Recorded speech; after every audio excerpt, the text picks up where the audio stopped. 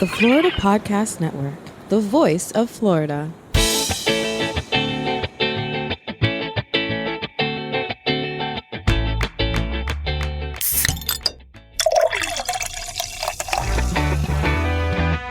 From Mallory Square in Key West to the Governor's Mansion in Tallahassee and all points beyond, you're listening to the Florida Beer Podcast, powered by FloridaBeerBlog.com, your source for all things related to the craft beer community in the Sunshine State. And now your host, Dave Butler. We are back for another episode of the Florida Beer Podcast, powered by FloridaBeerBlog.com.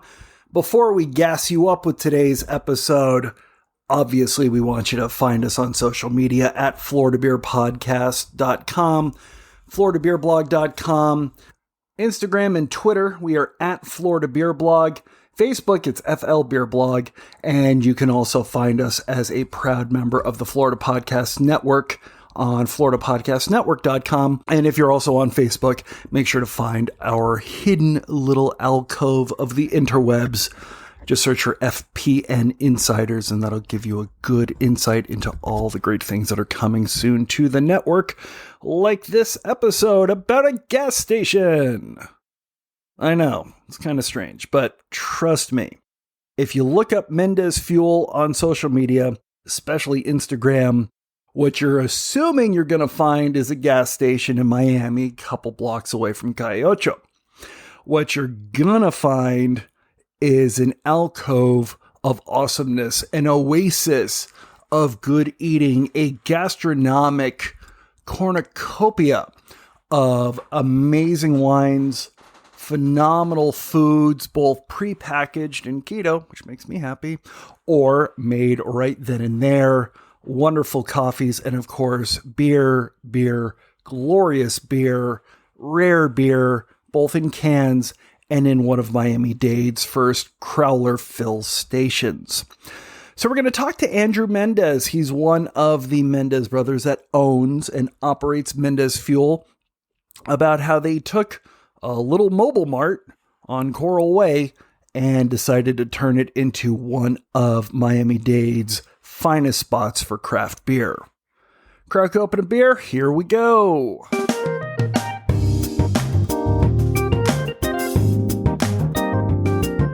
So what came first?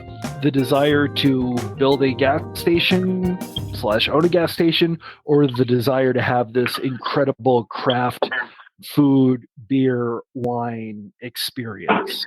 This will be mainly more the second way. Because right out of college, I was honestly sitting on my parents' couch trying to figure out what the hell to do with my life. And my brother just comes up to me. He just came to visit. And he's like, "Hey, I just got a gas station. Do you want to work for me?"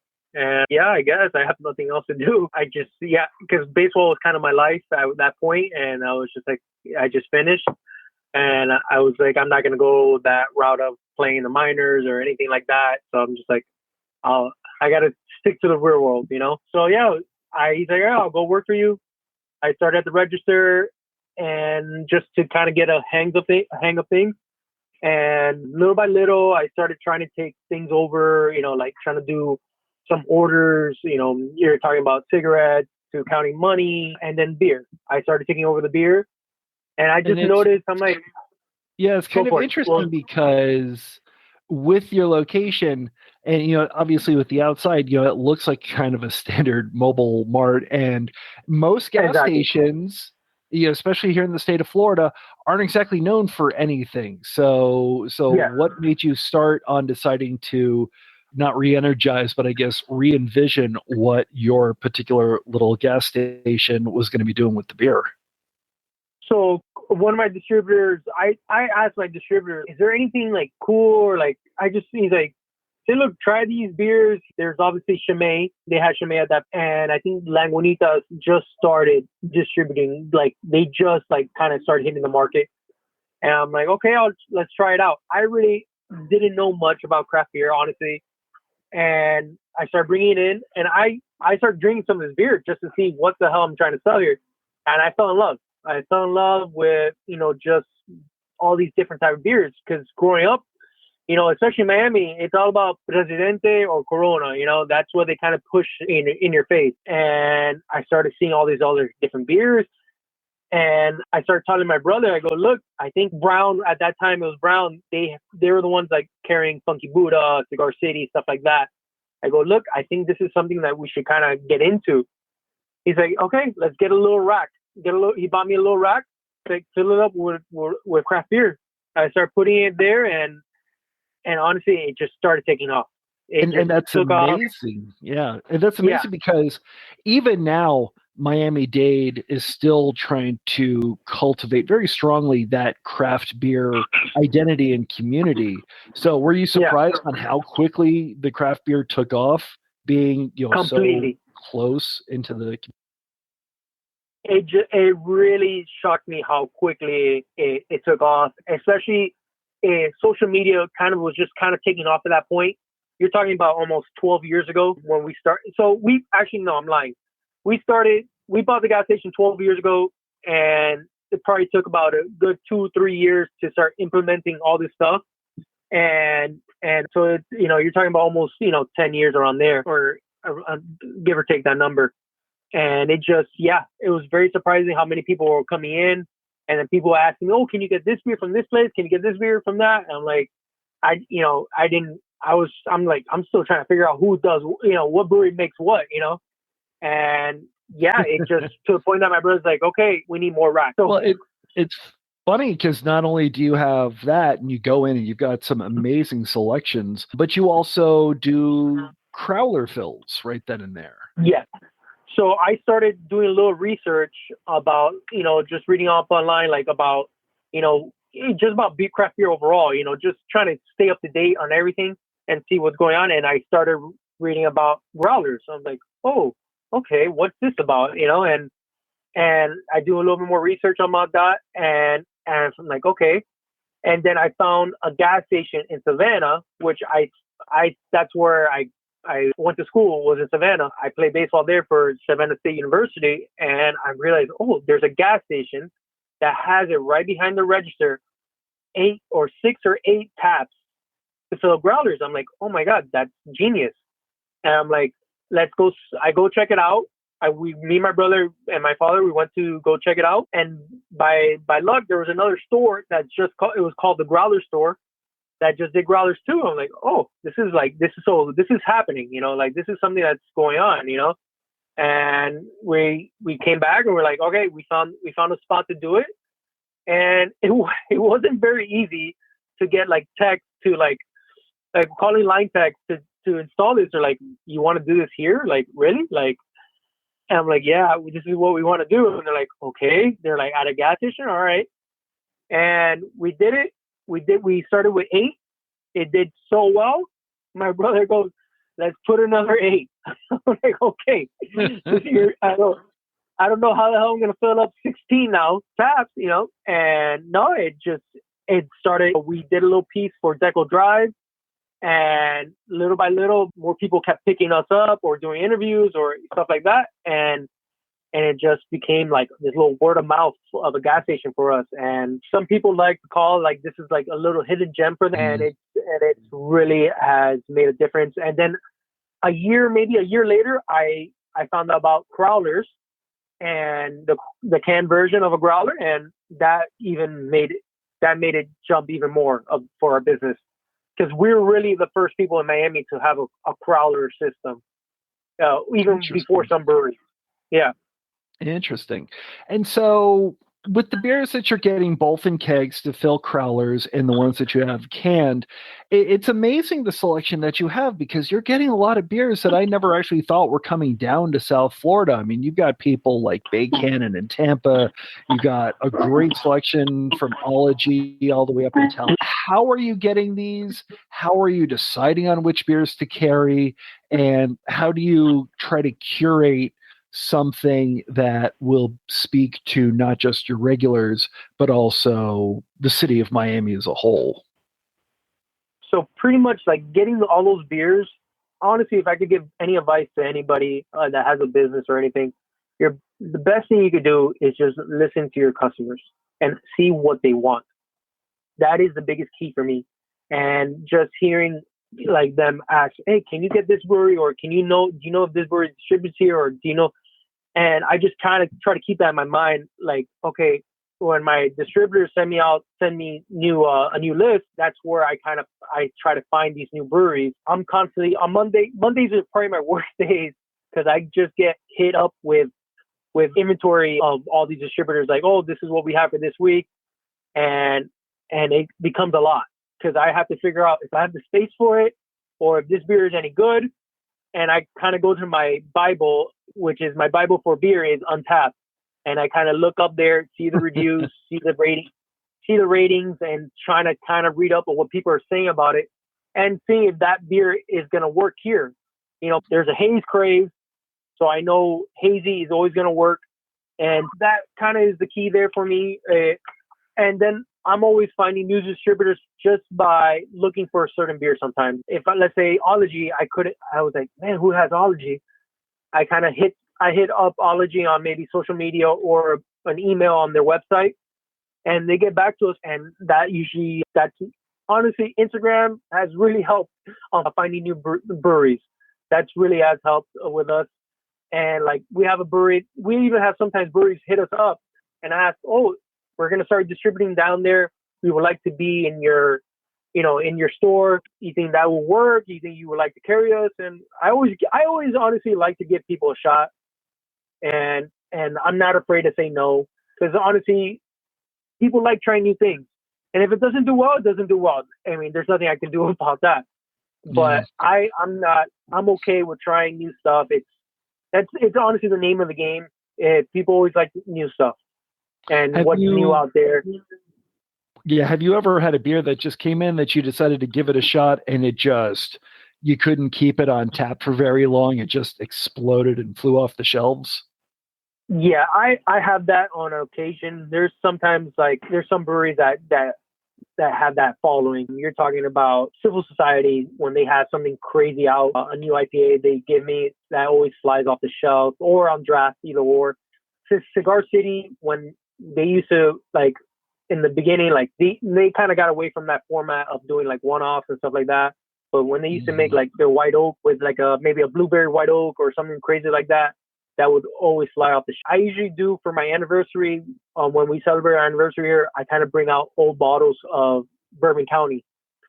Or even sometimes I get some Cantillon. Anytime I get Cantillon, oh, that's going to be craziness for me. And that always goes very, very well here. But sometimes Goose Island, whenever I get some rare stuff from them, that I kind of save that for my anniversary, and people always come in for that, to the point that I get lines outside, for just to wait to come into the store to start purchasing that stuff. Hidden Springs always gets me some good stuff. I'm honestly very lucky that a lot of breweries are willing to give me all this stuff, and they understand that how much beer I do, and how much I appreciate beer overall. That's amazing. But it's obviously not just beer, because you've got several racks of really high quality wines, and your food, obviously you've got the same candies and stuff, but you also seem to be on the cutting edge of a lot of food trends. Like we were talking about how you have a lot of keto snacks, locally made keto snacks, which I was very excited about. When did you decide to fold all of those into the Mendez Fuel business? That was kind of, honestly, my brother's more of a healthy guy, very healthy like that in that aspect. So he's always kind of has his ear to the ground just to see what's a good healthy snack, or, certain people that make, like local people that want it. Honestly, a lot of people come to us like, hey, we're making this. We would like to try to sell it here. You're talking about, like, we have Kat's, her name's Kat's Paleo Brownie. And she has a very good following, and it's built up, especially here for us. But yeah, certain things we kind of try to keep up with the trending stuff, like your kombucha. Kombucha is a big thing for us. And to the point that even now, kombucha with alcohol in it, people are really into that. They don't want to drink beer or wine. They'd rather drink a kombucha infused with whatever alcohol they have. It's really done very well for us. But overall, yeah, snacks wise, we're always trying to keep up with what's going on. I mean, a lot of times distributors tell us, look, this is something new. Would you want to try it? and we're always open to try. Like I said, we're always open to try something new. And if it works, it works. Our customers are going to tell us if something's worth keep bringing in or not. Interesting. And obviously, much more than just those snacks, but you also have a full kitchen with a really great line of foods and sandwiches. In fact, I was watching you on Instagram making one of your newer sandwiches, and it looked amazing. I kind of wish I had been able to come down there. Our food is it's honestly very hard for me to say no to eat something of our food every day. If not, I'm going to be a very big person if I try to take an empanada there or have them make me a sandwich. But our food really, honestly, it's up there. I think we make one of the best empanadas in Miami. Our empanada, we sell. Those are some big words, my friend. Honestly, I would love. We talked to there's a guy Burger Beast down here that he does some events, and we're like, man, if you ever do a empanada event, ours empanada could go against anybody, honestly. Like I try a lot of other empanadas and I'm like, there's nothing like ours. I know I'm being very biased by saying this, but I think our empanadas could be top a lot of people's empanadas around here. They're to the point that people tell me one empanada is almost like a meal to them. That's wow. how big our empanadas are. That's amazing. I was going to say, if you're good friends with Burger Beast, you should do a kind of a burger empanada collaboration. That's a good idea. Yeah, I know. Big friend of his, fan of his. I actually got his book, a mutual friend. Hey, Javier, got that connected for us, which is great. So I was happy to see that. And actually, he was the one who showed me Mendez Fuel. But oh, really? Yeah. So, but one of the other things that you have collaborated with is that you have your own Mendez Fuel beer. How did that process get started? We're really good friends with people from Tank. The owner, Carlos Patron, he's a really good guy, honestly. We were really the first people to sell his beer when it hit distribution in Miami. And he's always, honestly, we put their Saison on tap here because they had, at that point, they weren't making package yet. We put the Saison and their Freedom Tower on draft, and it did well. And they were so grateful for us putting their beer. They were just like they appreciate it so much that they were such good people. I mean, they kept coming here so they could fill up growlers so they could take to their families. Because at the time they were just making it. They didn't really have anything at the brewery to fill up. They were just trying to get everything for distro. And so they would come here all the time. So we had a good relationship with them. And I wanted to make a beer that my mother or my grandma could drink. I didn't want to make an IPA that it's going to exclude, some of my family members. I want a beer that everybody could drink and everybody could appreciate. So I realized they're one of the best guys to do that because they make great lagers, they make great pilsners and stuff like that. So I'm like, let me talk to them and see what we can do. And they came up with that, and we're like, all right, let's do it. And it's been honestly a great thing we've done with them, and it's doing really well. It's doing really well. We just got a new fresh batch in last week, and I love it. It's my beer I drink every day. To be honest with you, it is a fantastic beer. The last time I was at Mendez Fuel, I got a 6-pack. I'm enjoying it. You'll be able to see the blog post, everybody, on floridabeerblog.com coming up pretty soon. I was going to say, you've got more than one location, and your social media always has something going on. In terms of the social media, in terms of getting the word out, that's sort of been your main avenue of advertisement because you've got so much turnover on your taps and on your shelves. Yeah, that is honestly, it's our best way to inform people, our social media. Our customers are very loyal to us and they follow up, and we're very good at responding to people on there. That's one thing that I appreciate. Like, as our group, we respond to people, everybody, very quickly. And so if they have any questions about beer, wine, food, even the food, we help them out very, very quickly, and they help us out with what they and tell us too what they want to eat or drink. And so it's kind of very well how well social media has treated us, especially Instagram. is fantastic. It's definitely a shame that I'm so far away. I definitely need to get down there again, especially to get one of those sandwiches. I will leave you with this one question that I've always been curious, because when you take a look at Mendez Fuel from the outside, it looks like a very artistic gas station, but it does look like a gas station. How often do people sort of stop and stare when they open up the doors and they're presented immediately with this amazing high-end spread of food and drink? So I get that a lot. We get a lot of like people are like, wait, this is in here? Like people, the first timers, like, wait, I can't believe this is a gas station. Like they're like, you have, like, people are like, this is almost like our selection, like this is better selection than some Whole Foods, you know? People are always astonished of like, wait, like I can't believe this is in here.